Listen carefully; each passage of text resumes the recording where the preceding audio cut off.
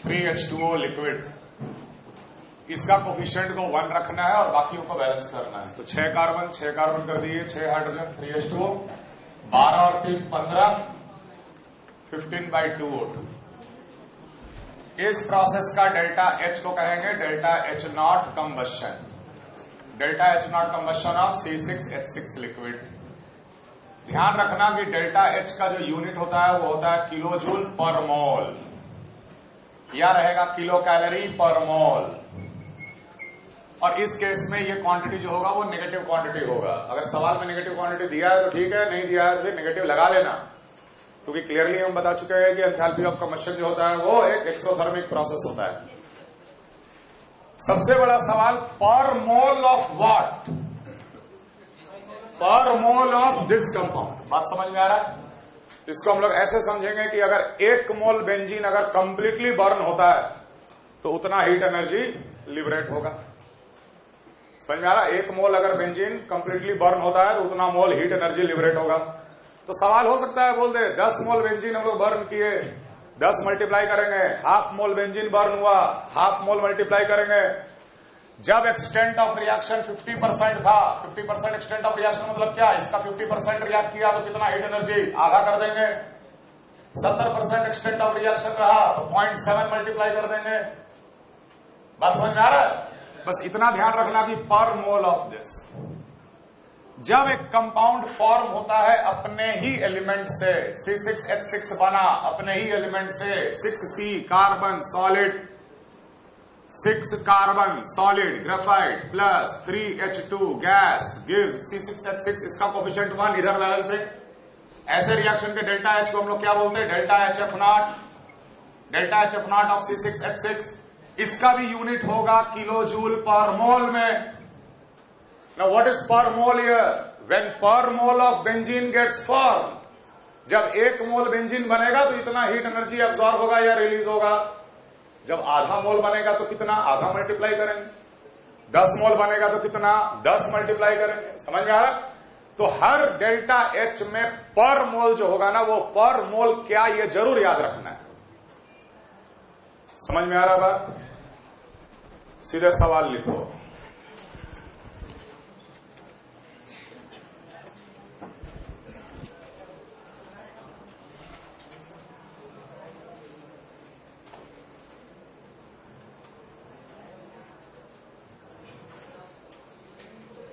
The enthalpy of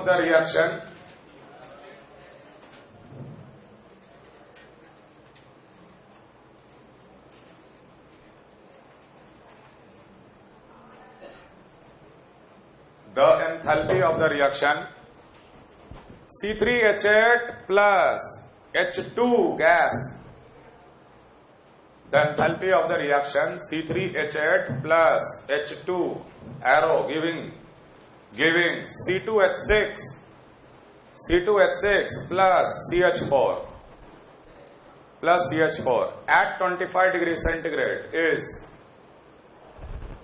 reaction दिया हुआ है C3H8 प्लस हाइड्रोजन रिएक्ट करके दे रहा है C2H6 plus CH4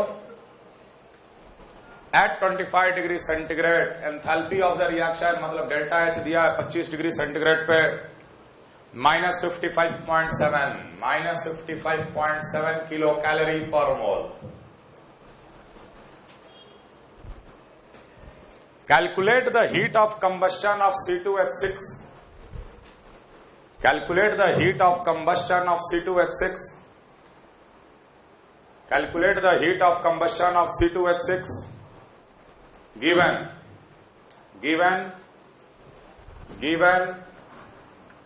delta H naught combustion of hydrogen, delta H naught combustion of methane, delta H naught combustion of carbon graphite, delta H naught combustion of propane, ये सब चारों value दे रखा है और value है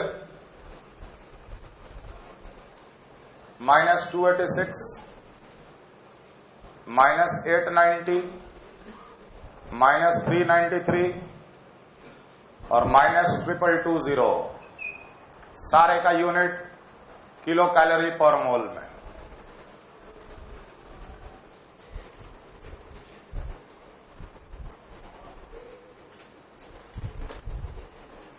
अगला सवाल,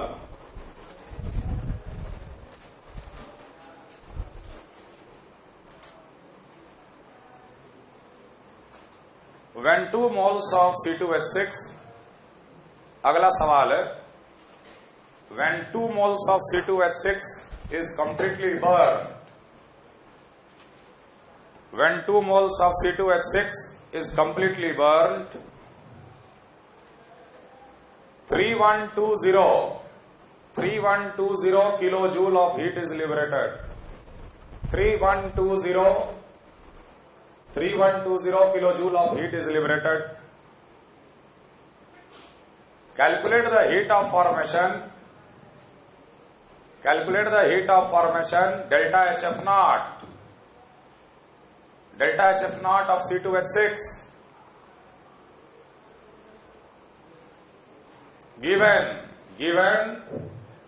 Given delta HF naught of CO2, delta HF naught of CO2 is equal to minus 393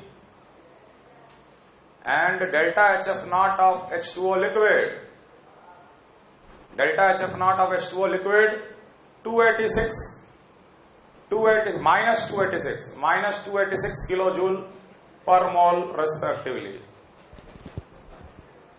Kilojoule per mole respectively.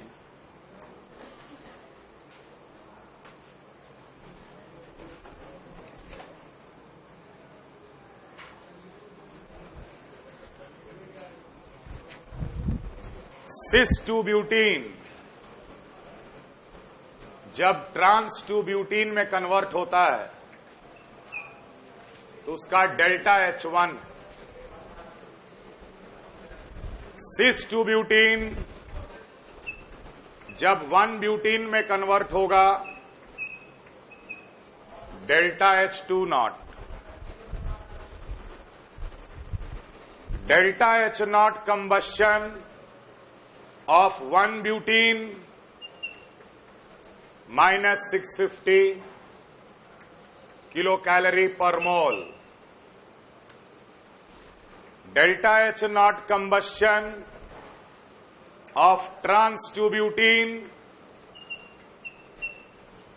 दे रखा है minus 647 kilocalorie per mole. एक इक्वेशन भी दे रखा है कि 9 delta H naught plus 5 delta H2 naught is equal to 0.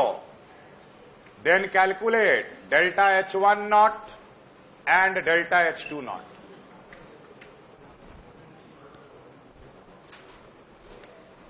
जब भी कोई रिएक्शन 25 डिग्री पे चल रहा है, मतलब कि वो रिएक्शन स्टैंडर्ड कंडीशन पे चल रहा है, भले ही एंथैल्पी बोला लेकिन हम उसको लेंगे स्टैंडर्ड एंथैल्पी, क्योंकि temperature of the reaction is 25 degree centigrade और by default atmospheric pressure 1 atmosphere. जो रिएक्शन 25 डिग्री पे अज्यूम्ड है, मतलब कि वो रिएक्शन अपने आप में स्टैंडर्ड कंडीशन पे है, तो डेल्टा H को हम लोग डेल्टा H नॉट मानेंगे. क्लियर? तो ऐसे टिपिकल सवाल थर्मोकेमिस्ट्री में पहला टाइप का फ्रेम किया जाता है, जो सिर्फ और सिर्फ एक ही इक्वेशन से सॉल्व होगा.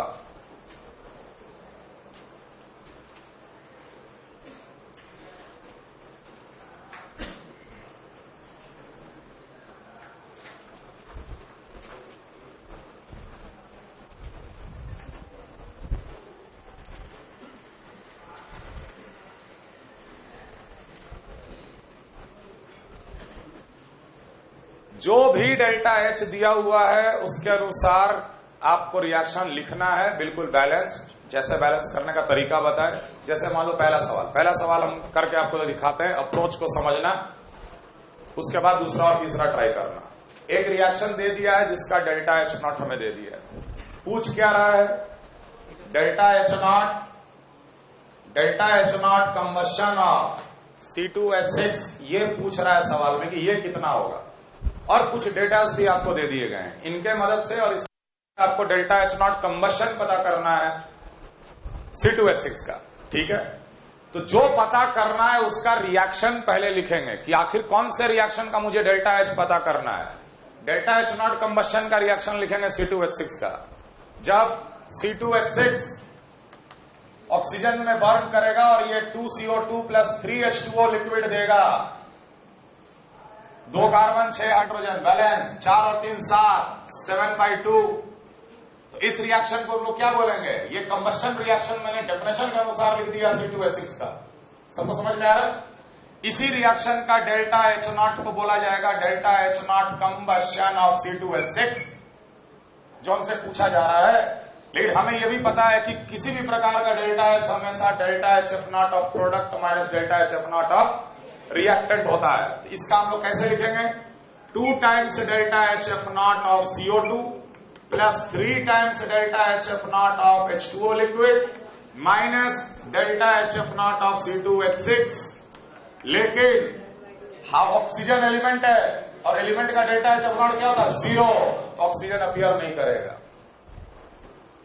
तो कुल मिला के हमको 3 वैल्यूज अभी पता करना है। इन डेटा के मदद से ये 3 वैल्यू अगर हमको पता चल गया मतलब मेरा आंसर तैयार है। ये इक्वेशन समझ में आया? पिछले क्लास में हम आपको एक और बात बताए थे कि कार्बन का कंबशन और कार्बन डाइऑक्साइड का फॉर्मेशन दोनों बराबर होता है। बताए थे? हाइड्रोजन का कंबशन और हाइड्रोजन वाटर लिक्विड का फॉर्मेशन दोनों का डेल्टा एच बराबर होता है। जैसे delta H not combustion of water दिया हुआ है, सॉरी हाइड्रोजन दिया हुआ है, क्या हम इसको बराबर लिख सकते हैं? यही delta H F not of H2O liquid है। ये बात समझ में आ रहा? क्लियर है? Similarly delta H not combustion of carbon solid दिया है तो ये हो जाएगा delta H F not of carbon dioxide. ये समझने में किसी को दिक्कत है तो बोलो। ये बताया था पिछले क्लास में, मतलब कि वाटर का फॉर्मेशन डेटा और कार्बन डाइऑक्साइड का फॉर्मेशन डेटा हमको पता है। बिठाओ सब कैलकुलेशन साइन के साथ, कोई मैग्नीट्यूड वाइज नहीं। जैसे यहां लिखेंगे 2 into delta H F not of CO2 minus 393 plus 3 into delta H F not of H2O liquid minus 286 minus delta H F not of C2H6। तो ओवरऑल ये भी माइनस क्वांटिटी हो जाएगा, ये भी माइनस क्वांटिटी हो जाएगा, ये जुड़ेगा आपस में। यहां तक क्लियर है? अब मेरा टारगेट है सिर्फ ये चीज निकालना। C2H6 का अगर डेल्टा एच एफ नॉट पता चल गया तो मेरा आंसर तैयार है। अब उसके लिए हम मदद लेंगे यहां पर। क्लियर? अब इस रिएक्शन का डेल्टा एच भी तो delta H F not of product minus delta H F not of reactant होगा कि नहीं होगा? लिखेंगे delta H F not of C2H6 plus delta H F not of CH4 minus delta H F not of C3H8। Hydrogen element है, उसका delta H F not 0। Clear? यहां तो तीनों अननोन है, तीनों नहीं दे रखा, लेकिन अभी भी मेरे पास ये और ये डेटा मौजूद है। Delta H not combustion methane का दिया है तो कंबशन वाला डेटा, कंबशन वाला रिएक्शन लिखो। मीथेन का कंबशन कराओ, CH4 plus O2 CO2 plus 2H2O liquid, 1 carbon 4 hydrogen, तो 2 ऑक्सीजन और 2 ऑक्सीजन 4, तो यहां 2O2 लगा दिए। इस रिएक्शन के डेल्टा एच नॉट को क्या बोलोगे? Delta H not combustion of methane, और जो कि वैल्यू दे रखा है हमको माइनस 890। समझना, ये माइनस 890 किसके बराबर होगा? Delta H F not of product H F not of reactant, delta H F not of CO2 कितना है? CO2 का minus 393 plus 2 times delta H F not of water minus 286 minus delta H F not of CH4। इस equation को solve करेंगे तो delta H F not of CH4 मिलेगा, जो हम यहां बिठा सकते हैं।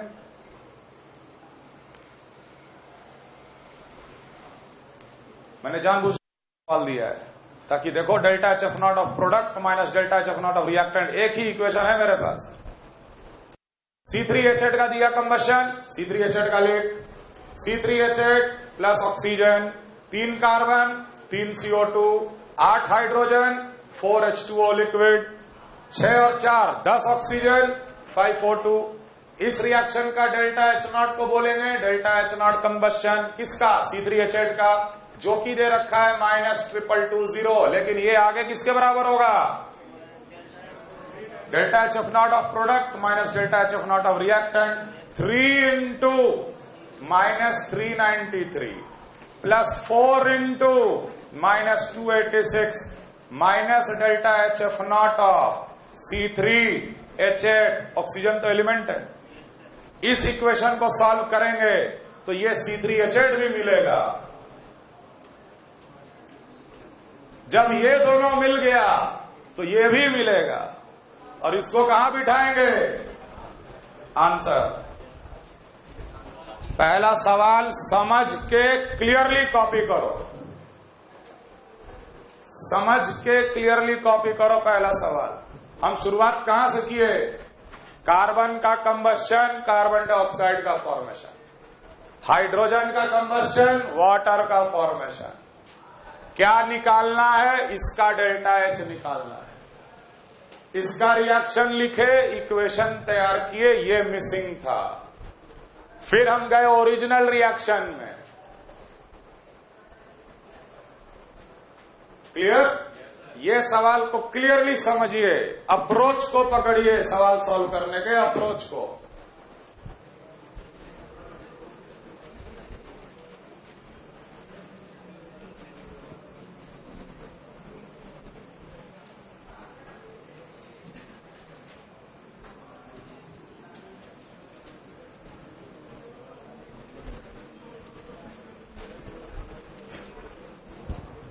दूसरा सवाल,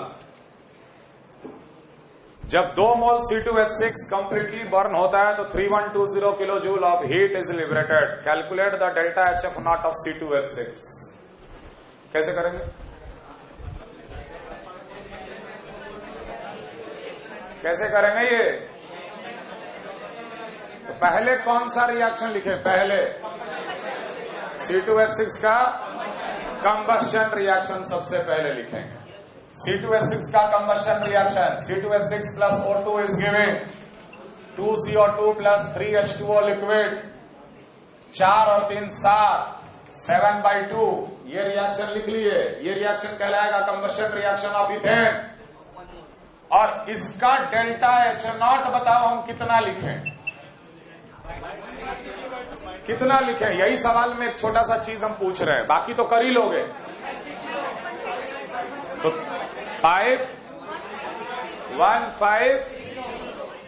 2 मोल जब बर्न करता है तो 3120 दिया, तो 1 मोल बर्न करेगा तो कितना?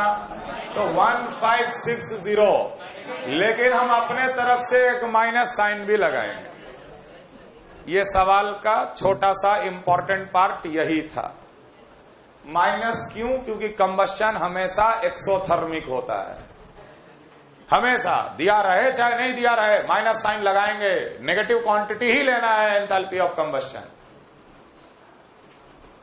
समझ में आ रहा है? क्लियर है? तो माइनस वन क्या यूनिट क्या रहेगा? किलो जूल पर मोल। अब ये बन गया किलो जूल पर मोल।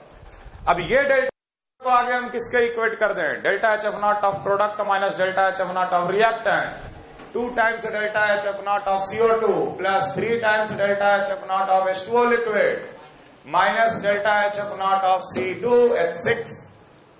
ये दोनों डेटा सवाल में दे रखा है। Delta H F naught carbon dioxide का और H2O लिक्विड का दे रखा है, दिया है ना, -393 और -286। ये दोनों बिठा दे, ये वाला कैलकुलेट हो जाएगा। यही तो पूछ रहा है कि what will be the delta H F naught of C2H6। Clear है? ये दूसरा सवाल। तीसरा, अगेन थोड़ा सा लंबा दिए, एक ही इक्वेशन से सॉल्व होगा। बस 2 रिएक्शन का डेफिनेशन पढ़े और एक इक्वेशन पढ़े। करो, सॉल्व करो।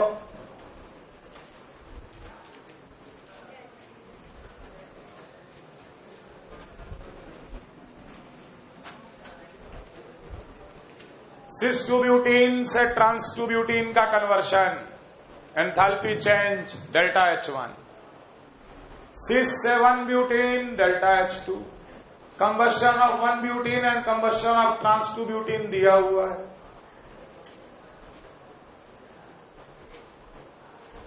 Nine delta H1 plus 5 delta H2 भी वैल्यू दे रखा है। आंसर कितना आया? 15।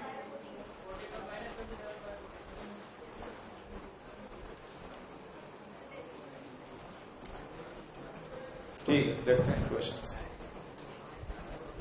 जो लिखा है उस पर इक्वेशन तैयार करते चले जाओ। डेल्टा H1 नॉट किसके बराबर होगा? डेल्टा H1 नॉट किसके बराबर होगा यार? तो बोलेंगे delta HF not of trans minus delta HF not of cis, delta HF of trans minus delta HF not of cis. Delta H2 naught किसके बराबर होगा? Delta HF not of 1 butene minus delta HF not of सिस।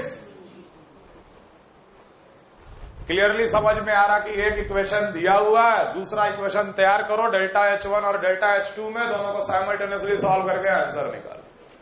तो किसी तरह हम एक second equation तैयार करने का कोशिश करेंगे।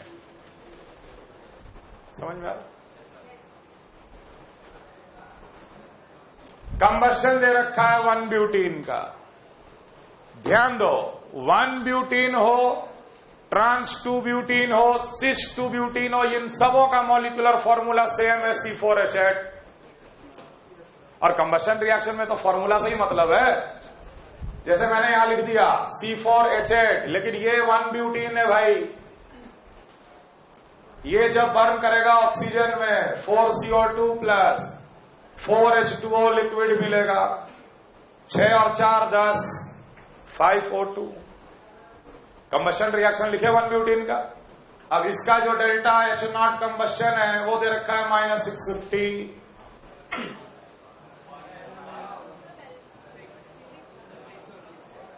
क्या 8 4 12? अरे ये तो आएगा ही नहीं ना इक्वेशन में। क्लियर? सिमिलरली ट्रांस 2 ब्यूटीन का भी दे रखा है C4H8 प्लस वही 6O2, 4CO2 plus 4H2O liquid, लेकिन ये है ट्रांस वाला। इसका भी डेल्टा कंबशन दे रखा है कितना? -647। अभी हम रिएक्शन को सब्ट्रैक्ट नहीं कर रहे, जब हेस लॉ पढ़ेंगे तब। अभी हमको सिर्फ इतना ही पता है एक इक्वेशन होता है। This will be equal to 4 delta HF not of CO2 plus 4 delta HF not of H2O liquid minus delta HF not of 1 butene. लिख सकते हैं कि नहीं? ये किसके बराबर होगा? ये भी 4 delta HF not of CO2 plus 4 delta HF not of H2O liquid minus delta HF not of trans 2 butene. Equation तो लिखे, अब सब्ट्रैक्ट किए, because I know only this. अभी तक हमको सिर्फ इतना ही पता है।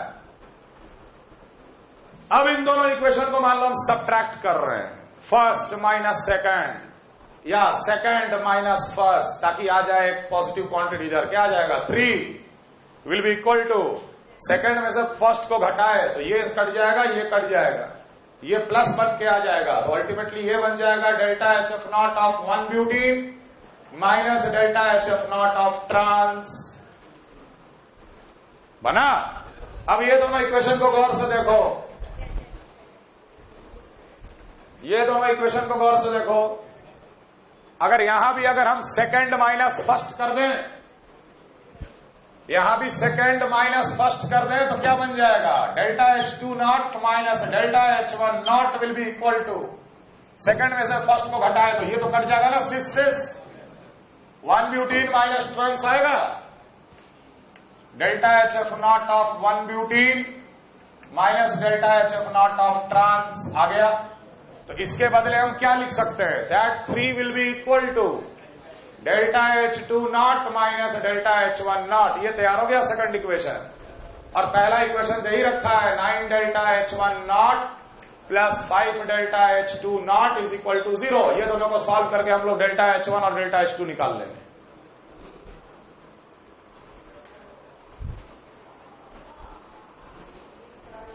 मैं जानबूझकर लेंदी सवाल करा रहा हूं, मैं आपसे आंसर एक्सपेक्ट नहीं कर रहा, जस्ट ऑब्जर्व, देख के सीखो क्या कर रहे हैं।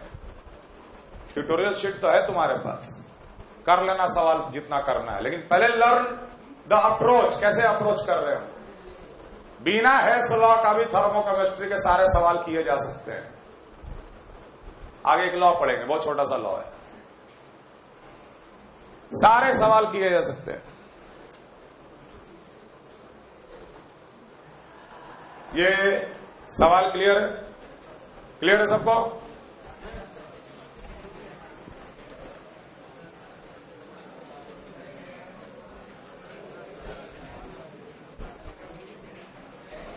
सवाल है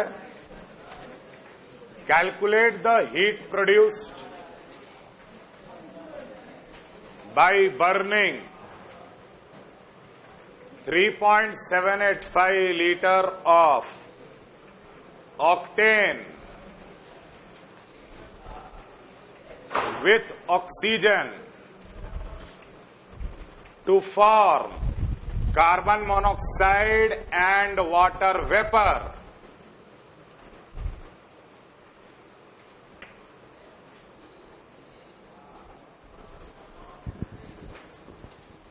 Calculate the heat produced by burning 3.785 liter of octane C8H18 by burning इतना with oxygen to form CO and water vapor at 25 degrees centigrade. Given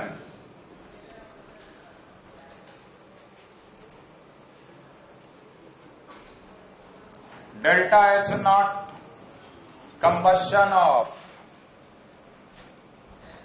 C8H18 minus 1302,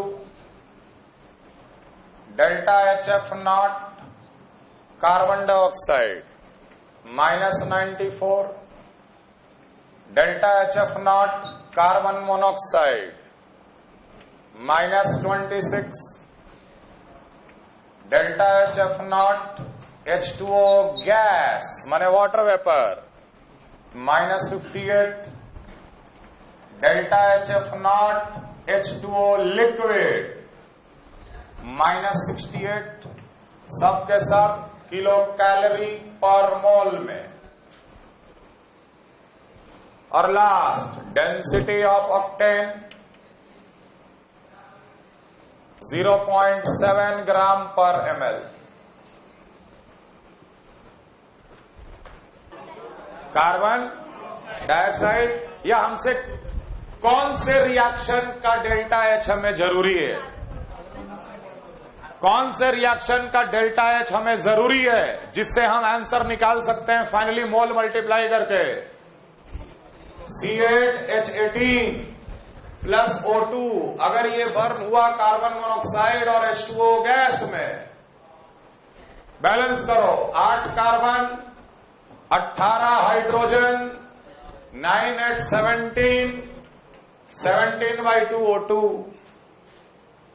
इस रिएक्शन का अगर मुझे डेल्टा H नॉट पता चल जाए किलो कैलोरी पर मोल में, तो इसी में हम मोल मल्टीप्लाई करके आंसर निकालेंगे। ये बात सबको समझ में आ रहा है कि नहीं? इसको आप क्या बोलोगे? जब 1 मोल ऑक्टेन कार्बन मोनोऑक्साइड और वाटर वेपर में बर्न होता है तो कितना हीट एनर्जी लिबरेट होता है, ये पता चल जाए किसी तरीके से। समझ में आ रहा? क्लियर है? तो इसको हम लोग किसके इक्वेट कर सकते? 8 into delta HF not of carbon monoxide 9 into delta HF not of H2O gas minus delta HF not of C8H18 8 into CO का दे रखा है -26 9 इंटू वाटर वेपर का दे रखा -58 minus delta HF0 of C8H18। ये अगर पता चल जाए तो हमारा काम हो गया। समझ में आ रहा? अब ये पता करने के लिए हम किसका इस्तेमाल करेंगे? इस डेटा का। Delta H0 combustion of C8H18 is given. अरे तो इसमें हम लोग ऑक्टेन को कहां तक बर्न करेंगे? कार्बन डाइऑक्साइड और लिक्विड वाटर। इसका यही मतलब होता है। समझ में आ रहा बात? तो इसका C8H18 plus O2 will give 8 CO2 plus 9 H2O liquid 16 और 9 25 25/2 कुछ भी हो, एलिमेंट का डेल्टा HF0 0। इसका दे रखा है enthalpy of combustion -1302 will be equal to 8 into delta HF0 of CO2 -94 plus 9 into delta HF0 of H2O liquid -68 minus delta HF0 of C8H18। तैयार होगा? इसको सॉल्व करके आंसर निकालेंगे, यहां बिठाएंगे, तब मेरे को ये वैल्यू पता चलेगा। मान लो निकला -अल्फा किलो कैलोरी पर मोल। निकल जाएगा ना? सबको समझ में आ रहा है? अब बोलेंगे कि 1 मोल जब ऐसे बर्न होगा, नहीं इधर से आ रहा है ना। 1 मोल जब इस प्रोसेस में बर्न होगा तो alpha kilo calorie energy liberate करेगा।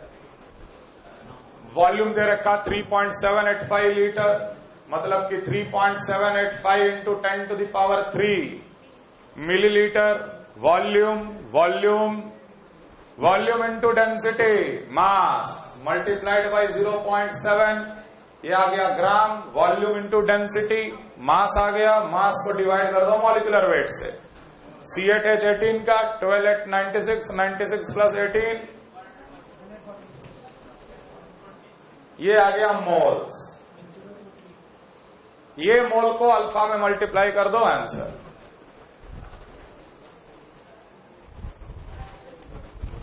क्लियर है? क्लियर है ये सवाल? एक और आखिरी सवाल लिखो, उसके बाद फिर थियरी आगे बढ़ेंगे।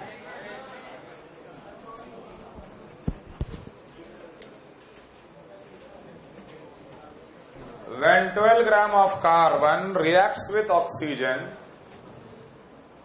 when 12 grams of carbon reacts with oxygen to form carbon monoxide and carbon dioxide. When 12 grams of carbon reacts with oxygen to form carbon monoxide and carbon dioxide at 25 degrees centigrade, when 12 grams of carbon reacts with oxygen to form carbon monoxide and carbon dioxide gas at 25 degrees centigrade, 75 kilocalorie of heat was liberated. 75 kilocalorie of heat was liberated and no carbon left.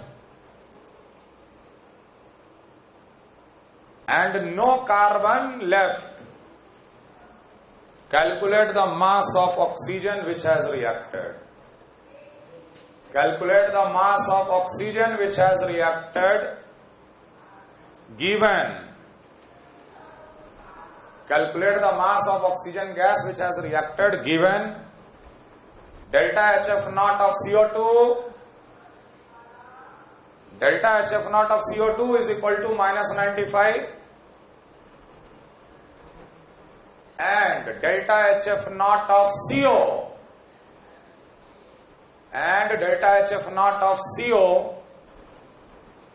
-24 दोनों kilo calorie per मोल में।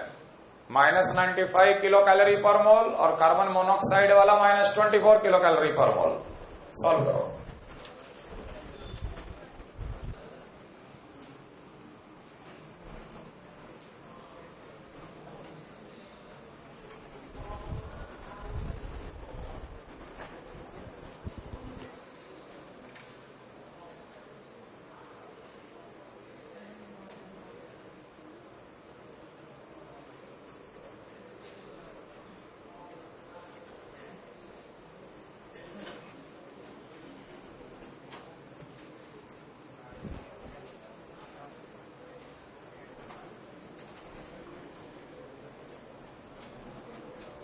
तो generally लोग इस सवाल को या ऐसे type के सवाल को शुरू कर देते हैं एक ही रिएक्शन लिखकर कि carbon plus oxygen giving carbon monoxide plus carbon dioxide.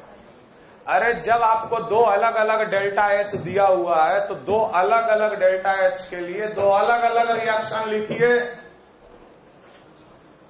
तब सब कुछ क्लियरली दिखेगा। एक साथ मिक्स करके लिखोगे तो कुछ नहीं दिखेगा।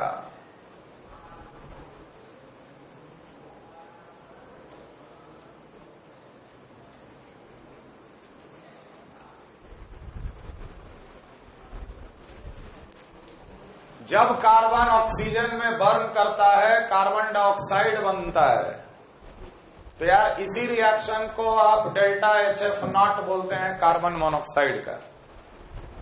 कार्बन डाइऑक्साइड का कितना दे रखा है? -94, 95। जब 1 मोल कार्बन मोनोऑक्साइड बने अपने एलिमेंट से, और कार्बन प्लस ऑक्सीजन जब देगा कार्बन मोनोऑक्साइड, जब वो हाफ ऑक्सीजन के साथ रिएक्ट करेगा तो इस रिएक्शन का डेल्टा HF0 दे रखा है -24 किलो कैलोरी पर मोल। डेल्टा HF0 वाला रिएक्शन लिखे, दोनों में हीट एनर्जी लिबरेट हो रहा है। कार्बन टोटल कितना लिए? 12 ग्राम। लास्ट में कार्बन नहीं बचा, पूरा प्रोसेस हो गया तो 75 किलो कैलोरी हीट लिबरेट हुआ है। तो आपको यह बताना है कि कितना ऑक्सीजन का मास रिएक्ट किया है। तो इसमें मोल कंसेप्ट और थर्मोकेमिस्ट्री के कुछ डेफिनेशन एक साथ आ गए। तो मान लेते हैं ऊपर वाले रिएक्शन में x ग्राम रिएक्ट किया कार्बन, और नीचे वाले रिएक्शन में एक 12 - x। स्टार्ट करो इसे सॉल्व करना। हमें नहीं पता कि कितना कितना गया है, लेकिन इतना पता है कि बचा नहीं, बचाने में पूरे 12 ग्राम रिएक्ट कर गए। तो लेट x ग्राम रिएक्ट किया, तो यहां पर रिएक्ट करेगा 12 - x ग्राम। अगर x ग्राम रिएक्ट किया मतलब x/12 मोल रिएक्ट किया,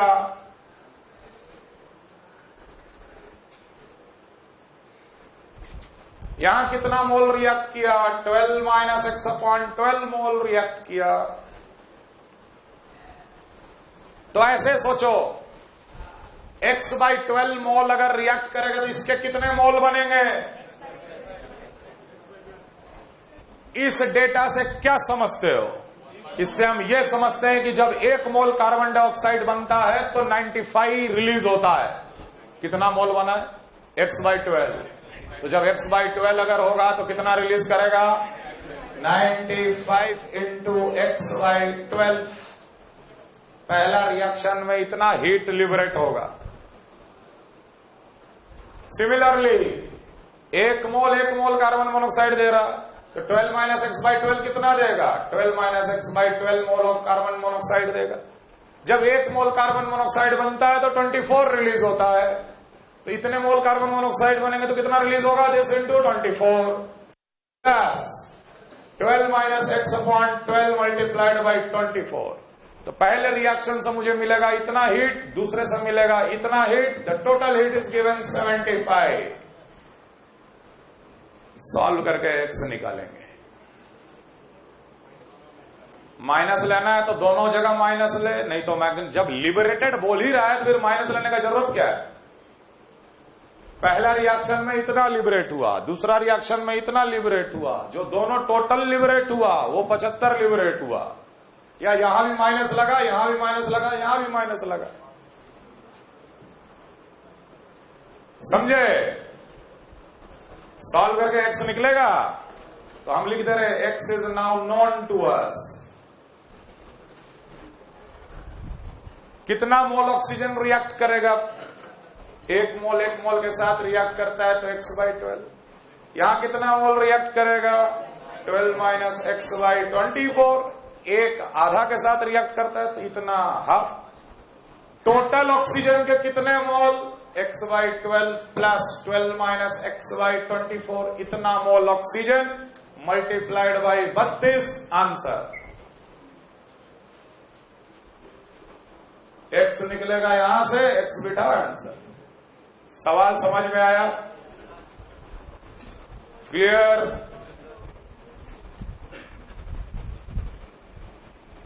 आगे लिखो, एंथैल्पी ऑफ न्यूट्रलाइजेशन।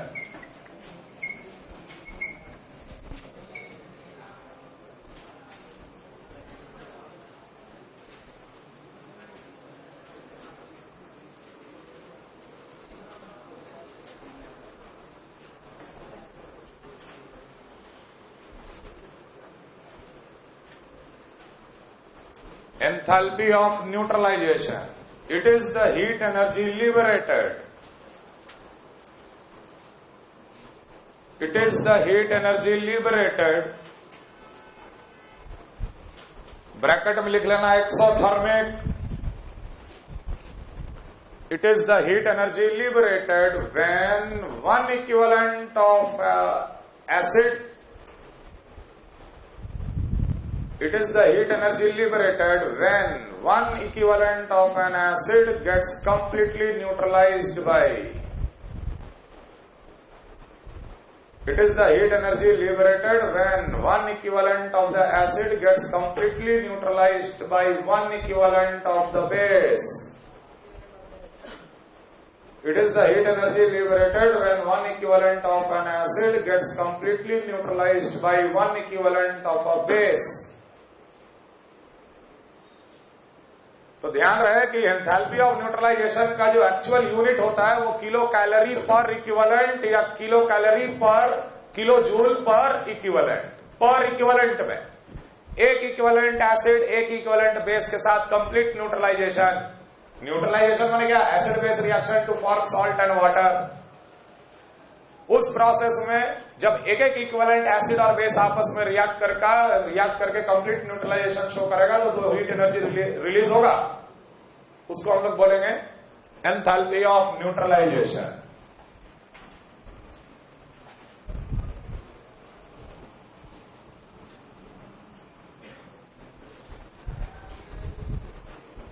जैसे NaOH प्लस HCl आपस में रिएक्ट करके बनाया NaCl प्लस वाटर, तो इसे हम लोग बोलेंगे स्ट्रॉन्ग एसिड और स्ट्रॉन्ग बेस का न्यूट्रलाइजेशन प्रोसेस। भले आप इस्तेमाल करो KOH प्लस HNO3, दोनों अगेन स्ट्रॉन्ग, ये दे देगा KNO3 प्लस वाटर।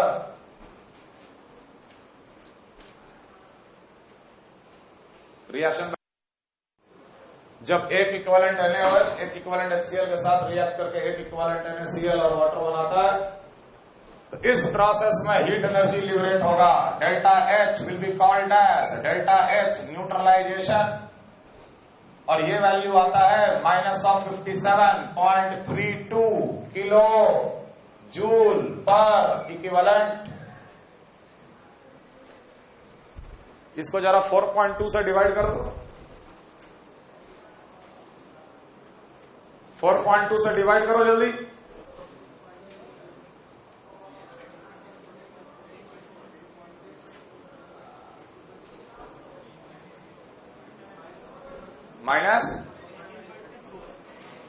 माइनस 13. एक जने -13, एक जने -14, 13.64। तुम अंदाजे तुक्का मार रहे हो। खैर 6 ने 6 हम बोलते ना, नहीं तो बोलेगा 6। गजब हो यार। Delta H0 neutralization -57.32। और सोचने वाली बात यह है कि जब हमने बेस बदल दिया, एसिड भी बदल दिया, डेल्टा H0 न्यूट्रलाइजेशन दूसरे वाले केस में भी -57.32 किलो जूल पर मोल। ध्यान रहे कि enthalpy of neutralization of any strong acid with any strong base is always a constant। कारण भी बताएंगे, पहले नोट करो। Enthalpy of neutralization of any strong acid with any strong base, enthalpy of neutralization of any strong acid with any strong base is always a constant, is always a constant, that is -57.32 kilojoule per mole,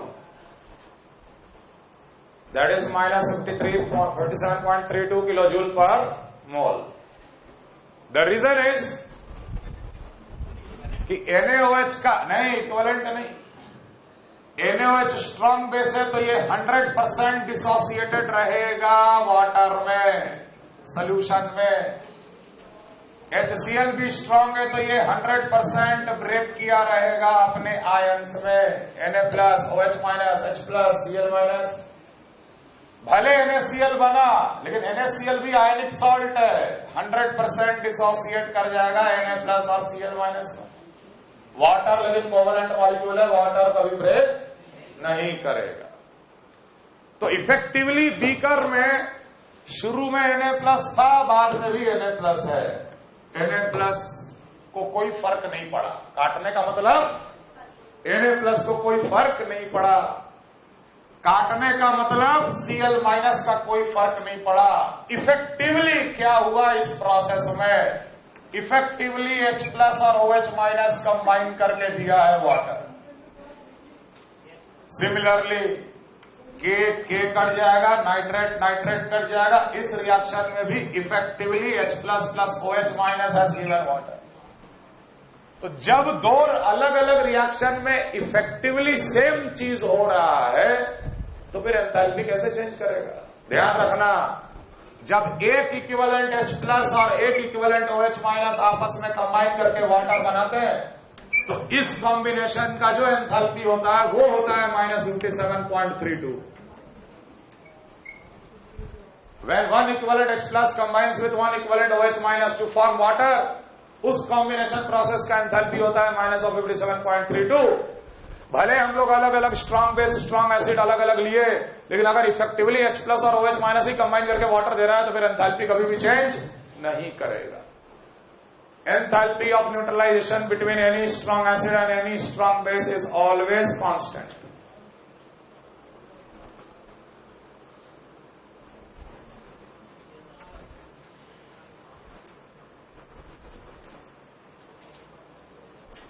Then the enthalpy of neutralization decreases. Then the enthalpy of neutralization decreases. जैसे मान लो हम एक ले लिए weak acid और उसको neutralise कर रहे हैं स्ट्रॉन्ग बेस के साथ। For example CH3COOH plus NaOH, ये रिएक्ट करके दिया CH3COONA प्लस वाटर।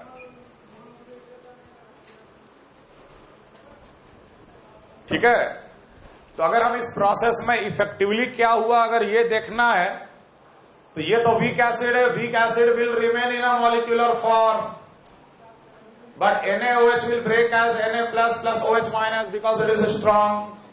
ये आयनिक सॉल्ट है CH3COO- और Na+ और वाटर कोवलेंट है तो वाटर वाटर ही रह जाएगा, इसमें कटेगा सिर्फ Na+। सो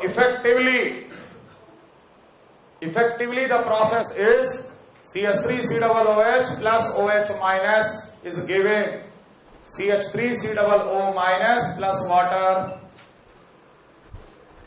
इफेक्टिवली ये प्रोसेस हुआ, इफेक्टिवली ये प्रोसेस हुआ और इसको हम लोग बोलेंगे एंथैल्पी ऑफ न्यूट्रलाइजेशन। किसका, वीक एसिड का प्लस स्ट्रॉन्ग बेस के साथ। क्लियर? अब देखो, इस प्रोसेस में एक्चुअली दो प्रोसेस छुपा हुआ है।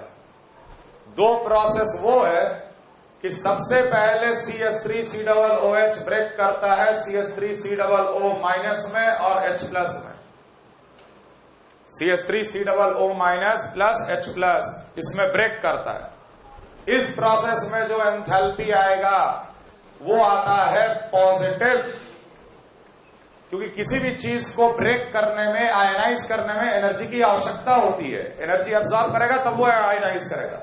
इट इज एंडोथर्मिक प्रोसेस, ठीक है। और इसको हम लोग नाम देंगे एंथैल्पी ऑफ डिसोसिएशन,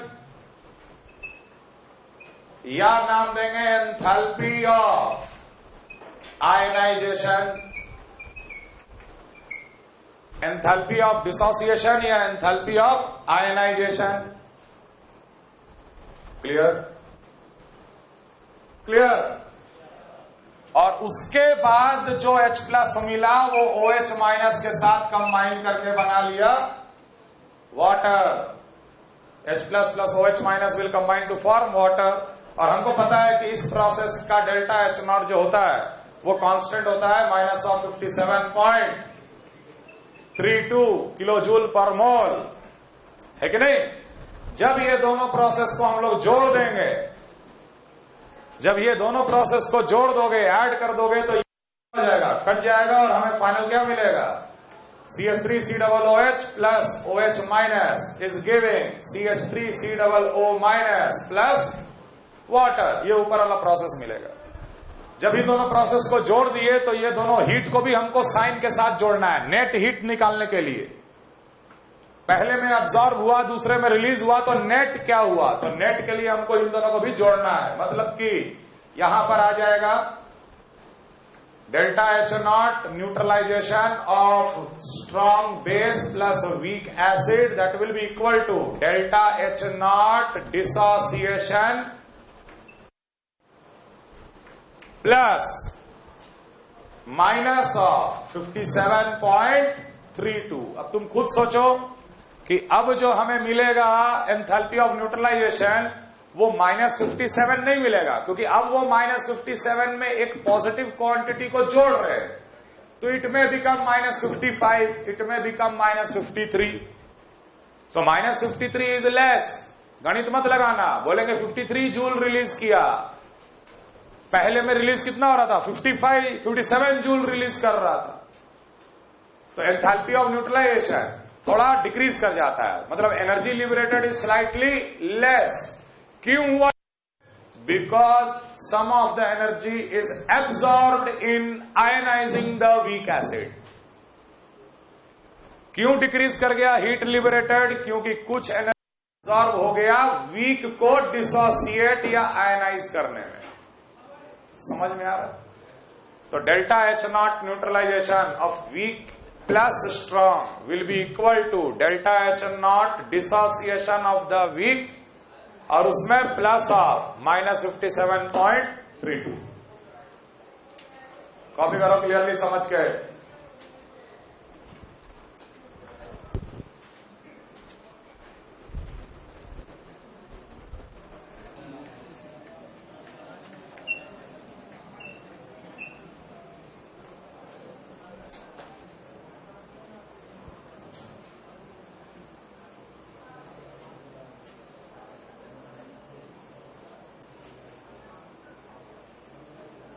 तो जैसे NH4OH एक वीक बेस है, उसका हम लोग न्यूट्रलाइजेशन कर रहे हैं स्ट्रॉन्ग एसिड HCl के साथ।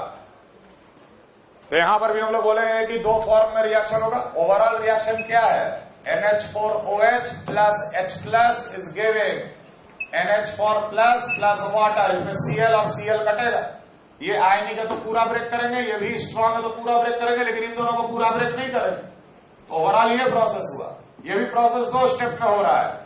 NH4OH पहले ब्रेक करेगा NH4 प्लस OH माइनस में, और उसके बाद H प्लस जो आया एसिड से वो OH माइनस के साथ कंबाइन करके बनाएगा वाटर।